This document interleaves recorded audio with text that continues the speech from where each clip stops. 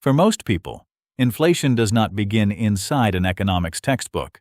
It begins quietly, at the grocery store beneath fluorescent lights, where the total somehow climbs past $200 with only 2 bags sitting in the cart. At the gas pump, where numbers spin upward faster than the fuel itself. At the renewal notice for home insurance. At the rent increase letter slid beneath an apartment door. At the restaurant where familiar meals suddenly cost 30% more than they did a few years earlier, while portion sizes seem to shrink invisibly at the same time. People feel inflation long before economists announce it. That disconnect between what official statistics report and what ordinary people experience in their daily lives has become one of the defining economic tensions of modern life. Governments announce inflation cooling from 9% to 4%. Central banks congratulate themselves for restoring price stability. Financial news anchors discuss disinflationary progress. And yet millions of people continue saying the same thing. It still feels terrible.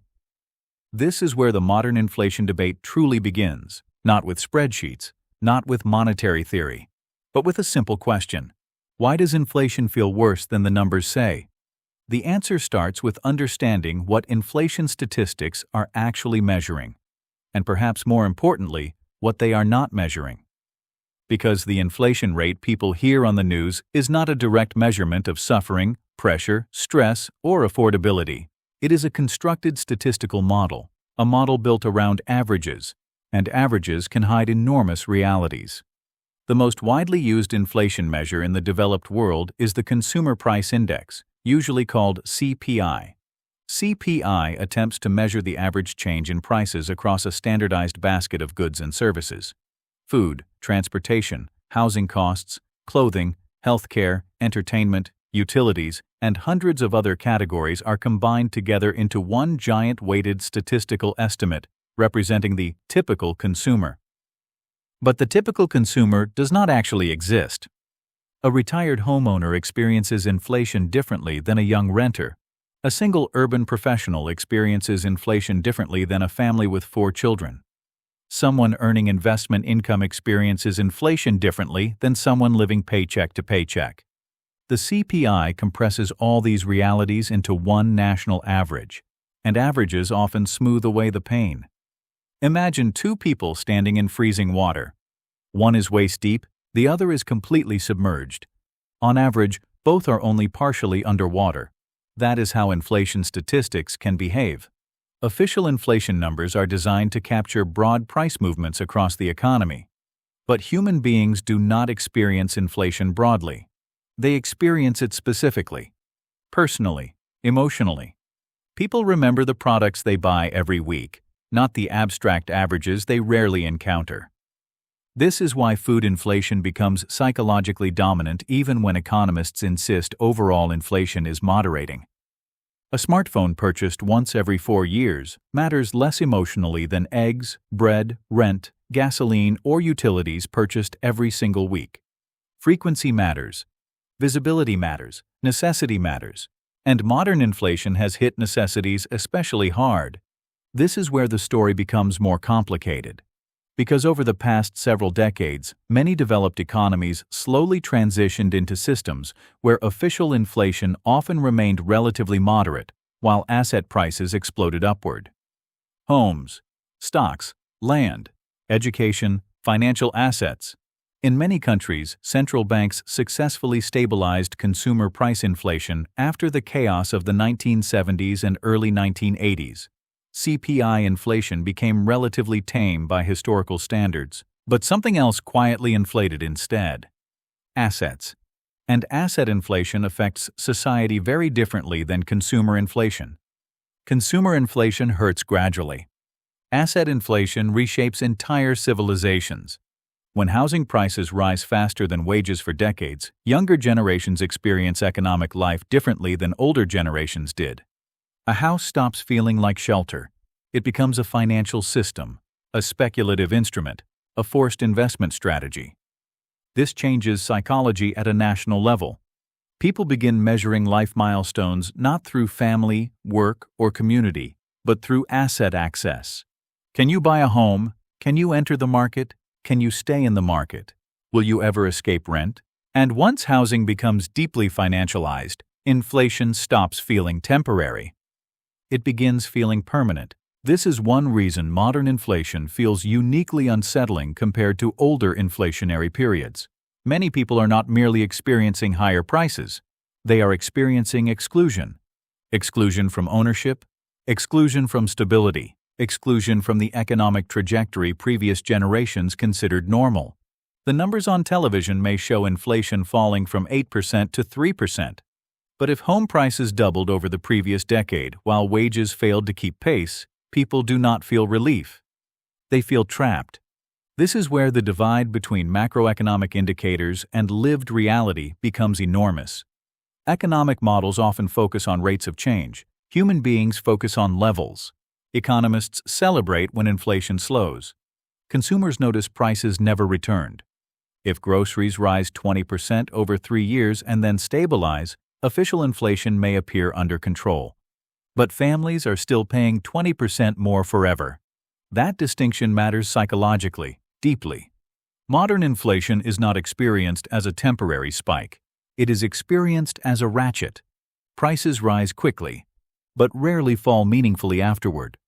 The economic pressure accumulates, especially when wages lag behind, especially when housing costs dominate household budgets, especially when healthcare, insurance, childcare, and education continue rising faster than headline inflation. And this is why trust begins eroding. Not only trust in governments or central banks, but trust in the numbers themselves. When official inflation says 3% while lived experience feels closer to 10%, people conclude one of two things. Either the institutions are lying, or the institutions no longer understand ordinary life. That perception, whether statistically fair or not, becomes socially powerful. Because inflation is not purely economic. Inflation is emotional. It shapes confidence, future planning, marriage decisions, birth rates, political anger, retirement expectations, risk tolerance, consumer behavior. Inflation changes how people see time itself. When money feels unstable, the future feels unstable.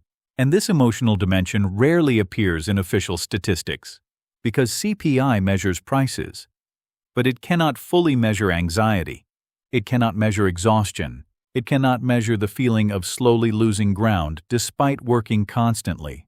Yet that feeling increasingly defines modern middle-class life across much of the developed world, especially among younger generations entering adulthood during periods of elevated housing costs, rising debt burdens, and slowing wage growth.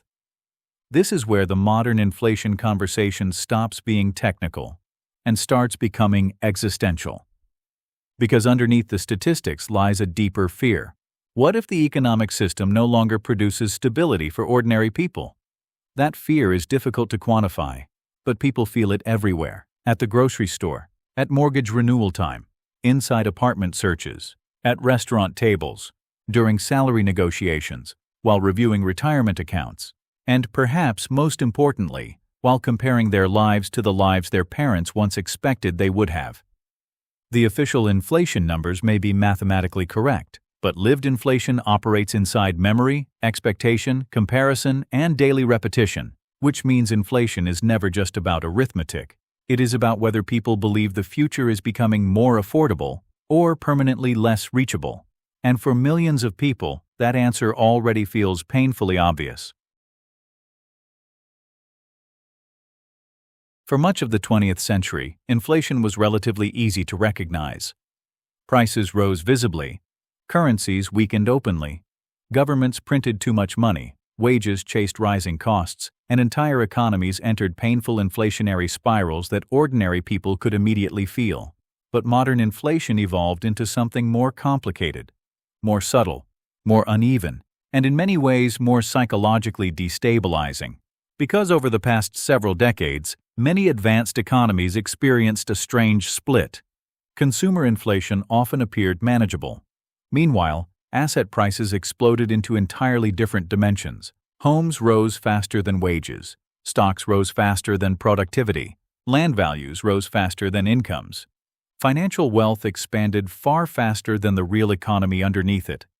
This became one of the defining economic realities of the modern era. And yet many people barely noticed it happening in real time. Because asset inflation behaves differently than traditional inflation. Traditional inflation hurts everyone relatively quickly. Asset inflation rewards those who already own assets, while quietly locking everyone else further behind. That distinction changed society far more than most people realized. For decades, central banks across the developed world focused intensely on stabilizing consumer prices. After the inflation crises of the 1970s and early 1980s, policymakers became obsessed with controlling CPI inflation. Interest rates, monetary policy, and economic frameworks were redesigned around keeping consumer inflation relatively low and stable. In many ways, they succeeded. Consumer inflation across much of the developed world remained historically moderate for long stretches of time. But something else was happening underneath the surface. Money itself was changing. Modern economies became increasingly financialized. Cheap credit expanded globally. Interest rates gradually fell for decades. Central banks injected enormous liquidity into financial systems during crises, and financial assets began inflating at extraordinary speeds. This produced a world where someone could simultaneously say, official inflation is only 2%, while homes appreciated 15% annually. This distinction became critically important because CPI inflation measures the cost of current consumption. Asset inflation measures the cost of future stability. That difference defines modern economic anxiety. If groceries rise 5%, people feel immediate pain. But if housing rises 15% every year for a decade while wages barely move, people experience something deeper: the fear of permanent exclusion. A young couple watching home prices rise faster than their savings does not simply feel inflation. They feel time working against them. Every year spent renting begins feeling like irreversible financial damage. Every delay becomes expensive. Every missed opportunity compounds. Eventually, entire generations begin structuring their lives around asset access instead of income growth.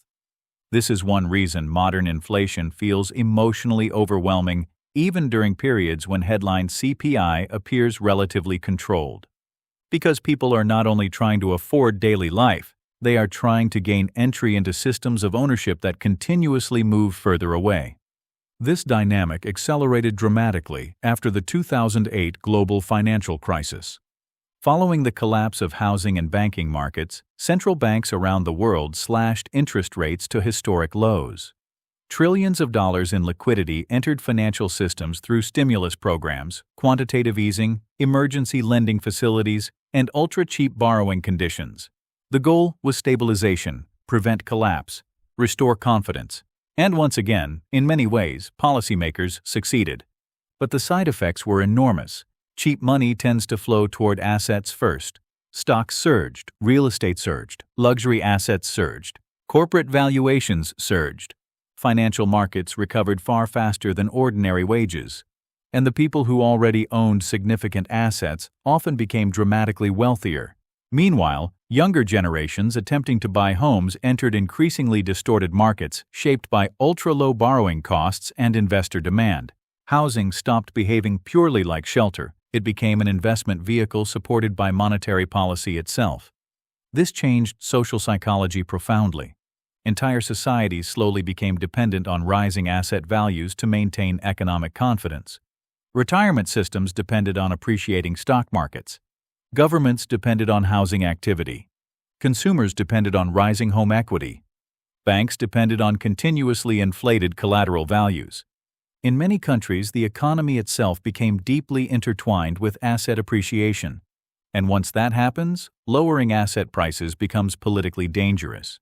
Because falling housing prices sound healthy in theory, until homeowners realize their retirement savings are tied to them. Until banks realize their lending systems depend on them. Until governments realize consumer spending weakens when home values decline. This creates a strange modern paradox. Societies claim they want affordable housing, but economic systems increasingly depend on expensive housing. That contradiction sits near the center of modern inflation psychology. Because younger generations increasingly feel trapped inside systems designed to protect existing asset holders. and older generations often do not fully recognize how dramatically conditions changed beneath them. A home purchased in the 1980s or 1990s may have cost 3 or 4 times annual household income. In many cities today, homes cost 8, 10, or even 15 times annual income. That is not a small adjustment. That is a civilization-level transformation. And CPI alone cannot fully capture it. This is where many people begin losing trust in official economic narratives. Because from a purely technical perspective, economists are often correct when they say inflation is moderating. But from a lived perspective, many people are watching the largest financial barrier of their lives accelerate faster than ever. The official numbers may say inflation is cooling, but the house they hoped to buy just increased another $100,000. The emotional experience of inflation becomes disconnected from the statistical definition. This gap becomes especially severe because assets create visible inequality. People see it constantly. Neighbors gaining wealth simply by owning property. Investors becoming richer through market appreciation. Older generations benefiting from decades of asset inflation. Meanwhile, wages struggle to keep pace with either housing or financial markets. This creates a society where income matters less than ownership timing, and ownership timing increasingly feels like luck. Luck of birth year, luck of geography, luck of entering the housing market before prices exploded, luck of inheriting assets, luck of having family assistance. That perception changes social cohesion, because once people believe the economic system primarily rewards existing ownership rather than productive work, trust begins eroding at a deeper level. Not just distrust in inflation statistics, distrust in the fairness of the entire system. This is why asset inflation often creates more political instability than traditional inflation. Traditional inflation feels chaotic but shared. Asset inflation feels selective, uneven, hierarchical. Some people become wealthier simply by holding appreciating assets. Others work constantly while falling further behind. This is one reason modern economic frustration often feels difficult to articulate. People are not merely angry about prices. They are reacting to a broader sense that access to stability itself has become increasingly financialized. Shelter became investment exposure. Retirement became stock market dependency. Education became debt-financed speculation. Healthcare became increasingly cost-driven. Even savings accounts began feeling inadequate in low-interest environments where inflation quietly eroded purchasing power. People started feeling forced into risk simply to preserve economic position. And when risk becomes mandatory, economic anxiety becomes permanent. This is where inflation stops being a temporary economic condition and starts becoming a structural psychological environment, a constant pressure beneath modern life. Especially for younger adults trying to build futures inside systems where assets consistently outrun labor. Because in many ways, the modern economy no longer rewards work the way industrial economies once did. It increasingly rewards ownership. And ownership inflation feels far more permanent than temporary price spikes at the grocery store.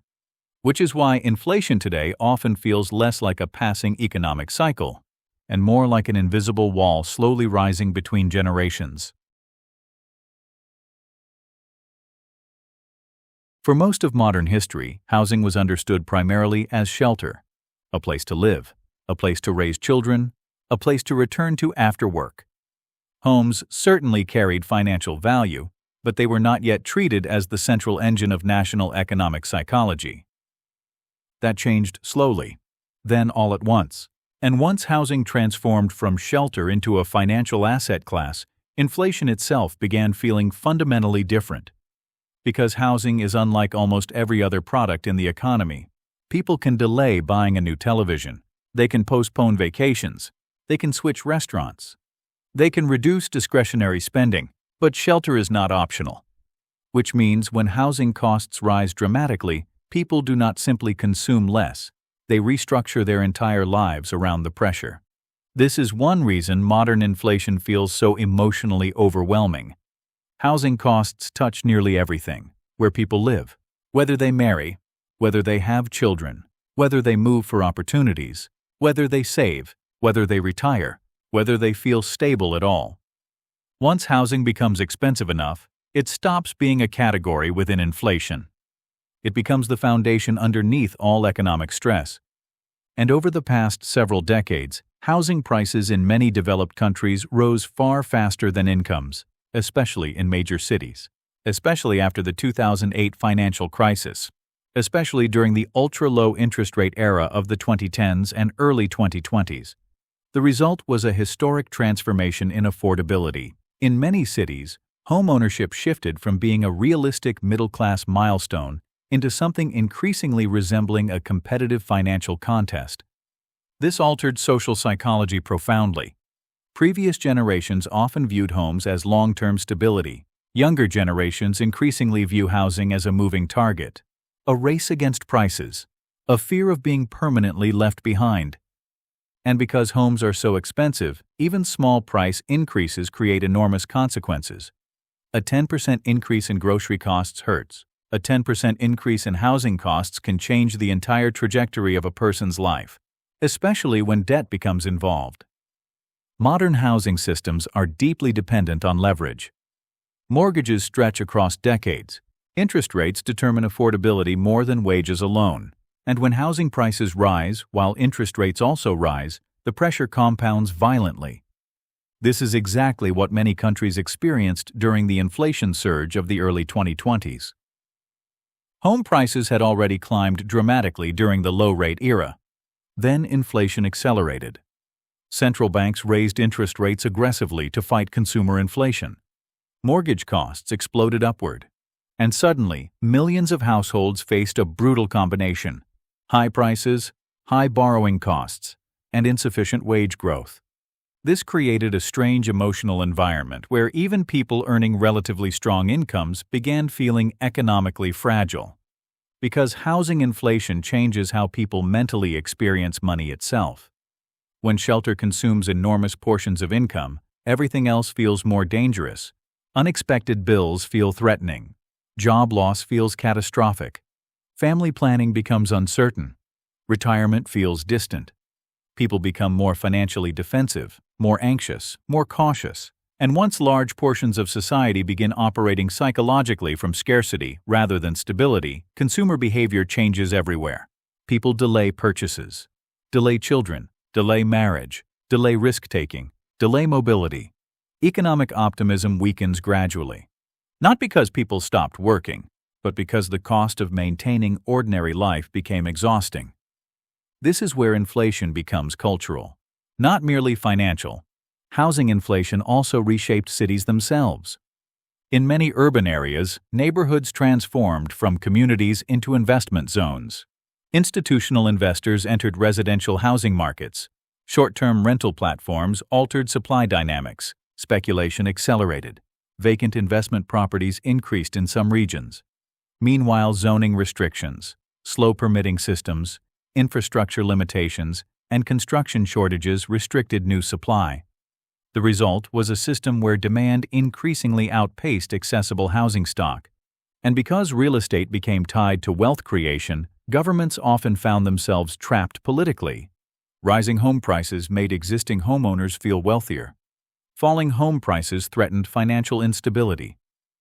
This created enormous incentives to maintain high housing valuations, even while affordability deteriorated for younger buyers. That contradiction became one of the defining tensions of the modern economy. Societies claimed to want affordable housing, but economic systems increasingly relied on expensive housing.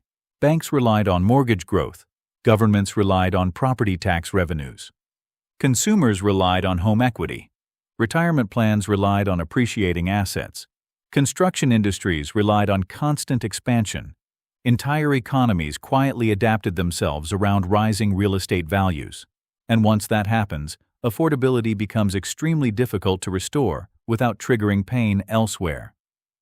This is why housing inflation often feels permanent, because structurally, many economies became dependent upon it. Meanwhile, official inflation statistics struggled to fully capture how ordinary people emotionally experience housing costs. This is partly because housing measurement inside CPI is notoriously complicated. Some countries use rents heavily. Some estimate owner's equivalent rent. Some smooth housing calculations over time. some separate asset appreciation from shelter costs entirely. But regardless of methodology, ordinary people do not experience housing statistically. They experience it physically, monthly, emotionally. They experience bidding wars, mortgage approvals, rent increases, down payment anxiety, moving farther from city centers, longer commutes, delayed adulthood. The emotional weight of housing inflation vastly exceeds its mathematical weighting in many inflation indexes. Because housing is not merely another expense category. Housing determines whether life feels stable, and stability itself has become increasingly expensive. This creates a profound psychological divide between those who already own appreciating property and those still attempting to enter the system. Older homeowners may experience housing inflation as rising wealth. Younger renters experience it as shrinking possibility. Same market, completely different emotional realities. This is one reason inflation debates increasingly feel politically explosive. Different groups are living inside entirely different economies simultaneously. One group sees appreciating assets and rising net worth. Another sees permanent barriers to entry. One experiences security. The other experiences acceleration without traction. And because housing affects identity so deeply, these tensions become personal. People compare themselves constantly.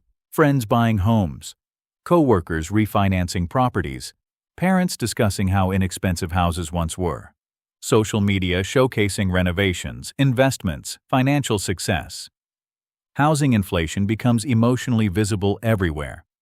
This creates a feeling that economic life is continuously moving ahead without you, even for people working full-time, even for educated professionals, even for households earning incomes that historically would have guaranteed stability. That is one of the most psychologically destabilizing features of modern inflation. Not merely that prices are high, but that many people no longer believe hard work alone reliably produces security. Housing sits at the center of that belief collapse. Because for generations, homeownership represented proof that participation in the economy produced tangible progress. Now, increasingly, ownership feels tied to timing, inheritance, geography, or luck. That perception changes how societies think about fairness itself. And once fairness becomes uncertain, inflation stops feeling temporary. It starts feeling structural, permanent, embedded into the future. This is why housing inflation affects far more than real estate markets.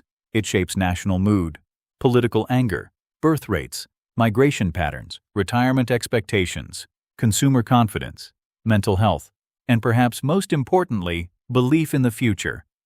Because when shelter itself begins feeling financially unstable, people stop feeling grounded anywhere at all.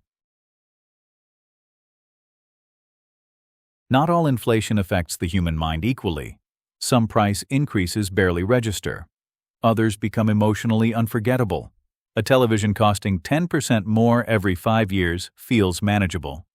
A streaming subscription increasing slightly might cause annoyance. Even automobiles, despite their enormous cost, are purchased infrequently enough that people psychologically absorb the increases over time. But food is different. Utilities are different. Insurance is different. Fuel is different. These are recurring expenses, visible expenses, relentlessly repetitive expenses. And repetition changes psychology. This is one reason modern inflation feels so exhausting, even when headline inflation numbers begin declining. Because people do not experience inflation once. They experience it every week, sometimes every day. Every grocery trip becomes a reminder. Every restaurant bill becomes a reminder. Every utility payment becomes a reminder. The emotional pressure compounds through repetition itself. Economists sometimes describe this as salient inflation. Highly visible prices affect public perception disproportionately because consumers encounter them constantly. And few things are more psychologically visible than food. Food inflation carries unusual emotional power because it intersects directly with survival, routine, family life, and memory. People remember what groceries used to cost. They remember what restaurant meals used to cost. They remember feeding a family for half the price only a few years earlier. This creates a continuous comparison between past normality and present reality. And once people begin mentally comparing every purchase against older prices, inflation becomes emotionally permanent. The grocery store itself transforms psychologically. It stops feeling routine. It begins feeling adversarial. Consumers notice package sizes shrinking, ingredients changing, discount brands disappearing, quality deteriorating, sales becoming less meaningful. This phenomenon, often called shrinkflation, became deeply symbolic during the inflation surge of the early 2020s.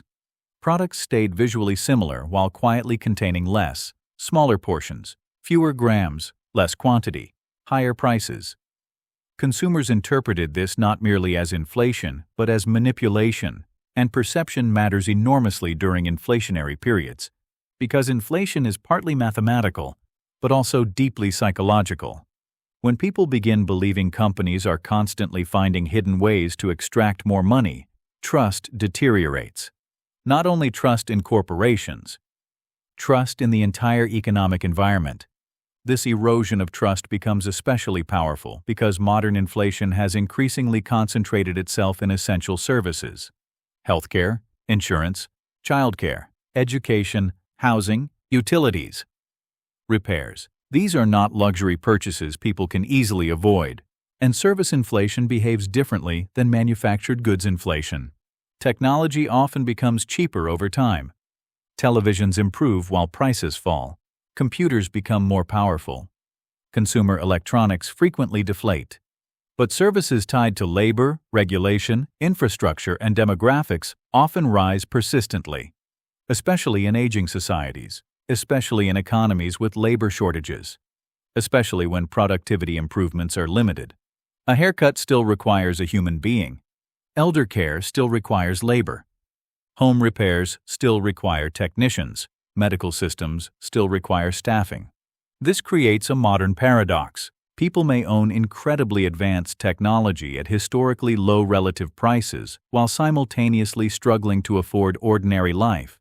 This disconnect confuses traditional economic assumptions. Economists sometimes point out that consumers today possess technologies previous generations could barely imagine. And that is true. But emotional well-being is rarely determined by the affordability of advanced electronics. It is determined by whether ordinary life feels manageable, stable, predictable. This is why service inflation often feels more oppressive than consumer goods inflation, because it affects the systems surrounding daily life itself. A family can delay upgrading a television. They cannot delay childcare indefinitely. They cannot ignore insurance renewals. They cannot simply stop paying utilities. These recurring pressures create what many people experience as economic suffocation. Not sudden collapse, slow compression, a gradual narrowing of financial flexibility. This becomes especially painful because wages rarely adjust instantly. Even during periods of labor shortages and rising pay, compensation often lags behind lived inflation for large portions of the population. And when wages do rise, workers frequently discover something psychologically devastating. Higher income no longer produces the same feeling of progress it once did. Raises disappear into necessities, mortgage renewals, rent increases, groceries, transportation, utilities, and insurance, taxes. People earn more while feeling no wealthier, sometimes poorer. That contradiction sits near the center of modern inflation frustration. Historically, rising incomes often translated visibly into rising lifestyles.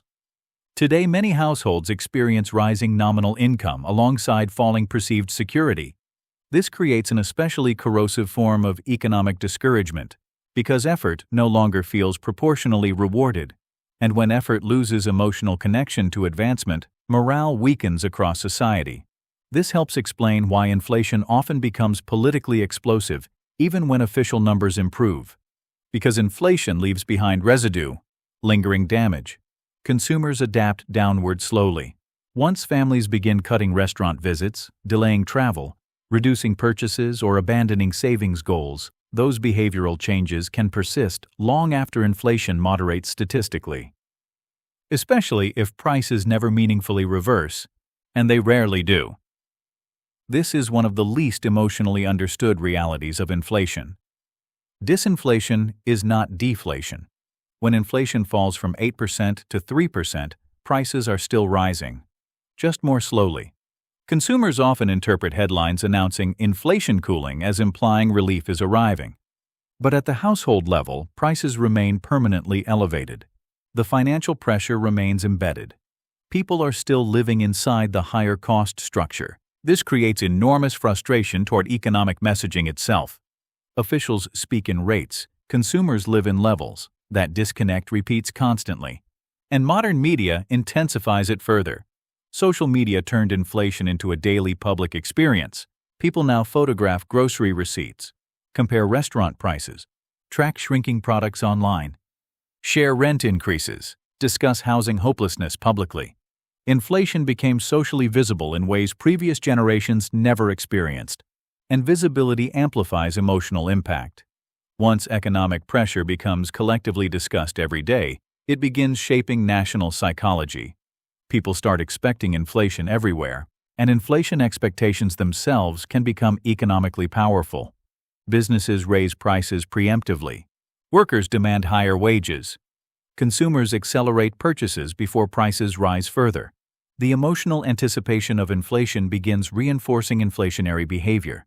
This is why central banks monitor not only prices, but expectations, because economies are partially driven by belief. And once people stop believing stability will return, inflation becomes much harder to psychologically contain, especially when trust in institutions weakens simultaneously. This is where inflation evolves from an economic problem into a cultural atmosphere, a background tension humming beneath ordinary life. People feel it when checking bank balances, when renewing leases, when shopping for groceries, when discussing money with friends, when calculating retirement plans, when deciding whether to have children. The pressure becomes ambient, constant. And because inflation disproportionately affects necessities, it strikes directly at the emotional architecture of middle-class stability, not through dramatic collapse, but through continuous erosion, a slow reduction in breathing room, a steady disappearance of margin, and perhaps that is why inflation feels so exhausting. Because unlike recessions, which often arrive suddenly and visibly, inflation infiltrates daily life quietly. One receipt at a time, one bill at a time, one grocery trip at a time. Until eventually, people wake up realizing that ordinary life itself became significantly harder to afford, and they can no longer remember exactly when it happened. Inflation does more than raise prices. It changes how people think, how they plan, how they trust, and eventually, how they see the future itself. This is why inflationary periods often leave psychological scars long after the numbers stabilize. Because inflation attacks something deeper than purchasing power. It attacks predictability. And predictability is one of the invisible foundations of modern civilization. Most people build their lives assuming some degree of stability. They assume salaries will roughly support ordinary life. They assume savings will retain value. They assume homeownership may eventually become possible. They assume retirement can be planned. They assume the future will remain economically understandable. Inflation slowly destabilizes those assumptions. Not always dramatically, sometimes quietly, almost invisibly at first. But over time, persistent inflation reshapes behavior everywhere.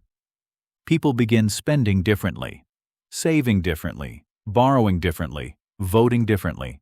Even relationships begin changing under prolonged economic pressure. Because when people feel economically insecure for long enough, society itself becomes emotionally defensive. This is where inflation becomes a crisis of trust, not merely trust in governments or central banks, trust in systems, trust in institutions, trust in the future, and perhaps most dangerously, trust that hard work still reliably produces stability. That belief once formed the emotional backbone of middle-class life across much of the developed world. Work hard, save money, buy a home, raise a family, retire gradually. The sequence felt difficult, but achievable. Inflation, especially housing inflation combined with rising living costs, disrupted that sequence for millions of people. Now increasingly, many households feel they are running faster merely to remain stationary. This produces exhaustion more than panic, a chronic sense of economic strain. And unlike dramatic recessions, inflation often lacks a clear ending. Recessions usually arrive visibly. Layoffs spike, markets crash, headlines declare crisis. Then eventually recovery begins. Inflation behaves differently. Inflation lingers. It infiltrates ordinary life slowly. And because prices rarely return to previous levels, people begin feeling that every inflationary episode permanently lowers future affordability. This creates a growing perception that the economy no longer resets, that each cycle leaves ordinary people structurally weaker. You can see this psychologically across entire generations. Older generations often compare today's inflation to the temporary inflationary periods they survived decades earlier. But younger generations frequently interpret inflation differently, not as a temporary disruption, but as confirmation that stability itself may no longer be attainable, especially after years of rising housing costs, debt burdens, precarious labor markets, and declining affordability.